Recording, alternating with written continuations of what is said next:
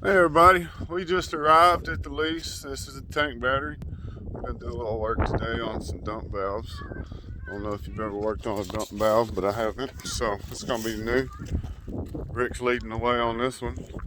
First thing we need to do is safety first. You always want to have a meeting before you get started. We want to talk about the hazards.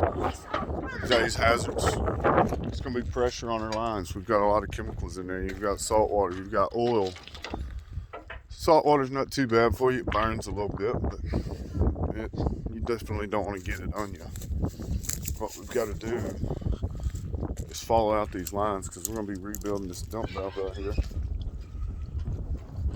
It's leaking out of the top, as you can see, the salt water and all leaking. This is your salt water dump. Salt water comes out up there. Once this gets to a certain pressure, it'll push this big weight up, release the pressure out of it.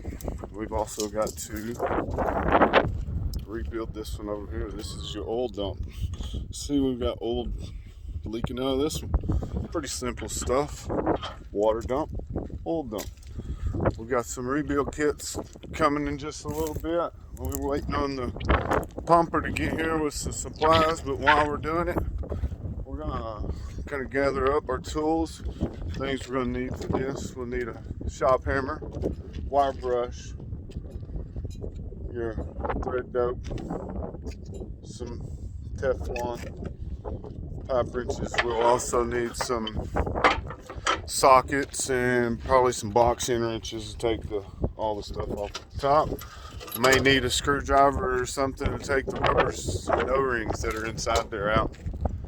But we'll gather up our tools and then we'll get back to it and I'll show you some of the stuff we do when we tear it apart.